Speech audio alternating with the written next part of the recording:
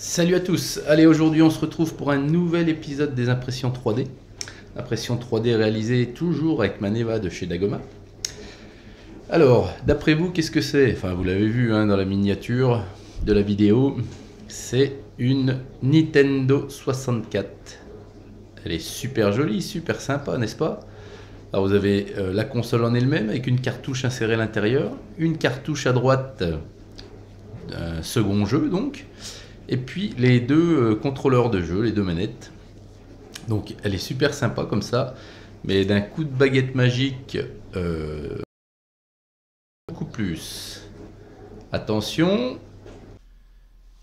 Et voilà les amis, je vous présente donc ma Nintendo 64 terminée, mise en couleur, peinte.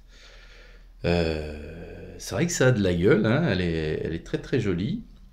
Alors là, je vous dis que j'ai un petit peu zoomé, parce qu'elle est très très petite.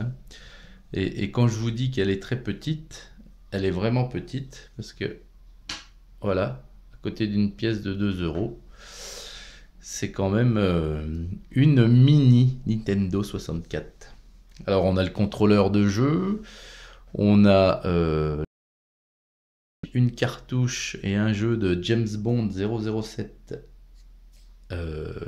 d'enclencher, d'insérer dans la console, et puis il y a un autre petit jeu qui est un Mario Bros quand on a marre de James Bond. Alors cette console, c'est un fichier que j'ai trouvé sur Thingiverse. Donc c'est un fichier de l'utilisateur Rabbit Engineering. Donc je vous mettrai le lien de l'objet dans la description de la vidéo si vous voulez vous aussi imprimer cette mini Nintendo 64. Donc apparemment il a d'autres modèles de consoles de ce style-là dans ces tailles-là. Donc ça peut être sympa de se faire une série de consoles rétro gaming comme ça, de les collectionner. Donc je sais pas ce que vous en pensez vous, mais si ça vous intéresse que j'en fasse d'autres, dites-le moi en commentaire, puis je les imprimerai. Alors revenons-en à la console à proprement. Donc par rapport au début où je vous la montre, au début de la vidéo où je vous la montre où elle n'est pas peinte, il y a un contrôleur de jeu en moins. Pourquoi? Parce que l'utilisateur donc qui a créé ce fichier a donc fourni également la planche d'impression à coller, vous voyez, sur le contrôleur de jeu, sur les cartouches et puis sur la devanture de la console. Ce sont des impressions collées, c'est pas moi qui ai fait ça avec mes... Donc il y avait une seule impression pour un contrôleur. Donc du coup je me suis dit allez, il n'y a qu'une manette, c'est pas grave, je supprime la seconde manette. Et puis par contre ce qu'il n'y avait pas, c'est le branchement. Donc je sais pas, je vais essayer de faire un agrandissement, mais c'est pas facile, parce que plus on agrandit bien sûr avec un portable et plus l'image est dégueulasse. Alors donc moi j'ai fait le branchement, le câblage. Donc ici vous voyez, donc ceci, le câble, c'est donc un poêle coco. Vous savez, les gros balais avec des poils bien durs, bien rêches. Donc là, c'est de couleur marron. Vous voyez ce que je veux dire? Et bien donc j'ai pris un de ces poils. Et puis au bout de ce poil-là, donc je l'ai pas en noir, bien entendu, le poil en question. Et au bout de ce poil, j'ai mis un petit bout de gaine de fil de fer à une petite longueur que j'ai collé, et ensuite que j'ai collé donc sur le port imprimé de la console. À l'autre bout du poil, j'ai également collé sous la manette de jeu. Alors je vais dézoomer parce que c'est vraiment vilain. Je dézoome encore à fond, voilà. Alors donc pour la peinture de cette console, c'est tout simple, il n'y a rien J'agrandis encore un peu parce que là on la voit plus.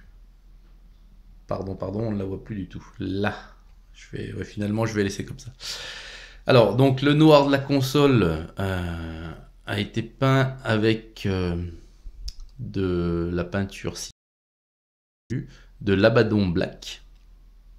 Donc plusieurs fines couches, les unes derrière les autres, pour ne pas faire de grosses épaisseurs et puis masquer le peu de détails qu'il y a sur ces petits objets. Donc plusieurs fines couches. Et puis les cartouches et la manette de jeu ont été faits en Codex Grey.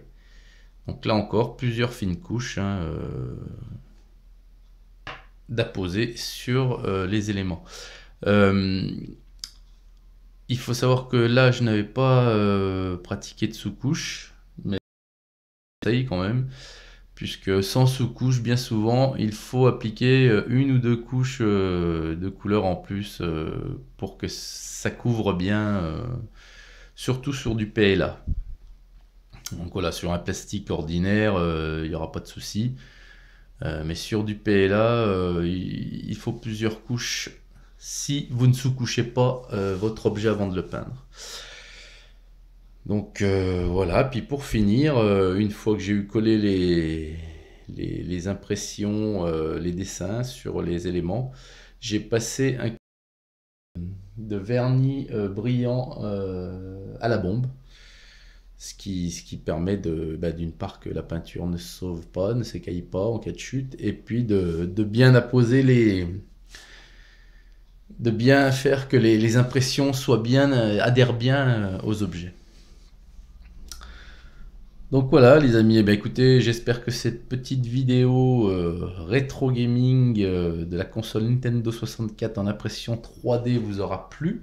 Si vous voulez d'autres consoles, n'hésitez pas à me le dire en commentaire. Allez, à très très vite. Salut!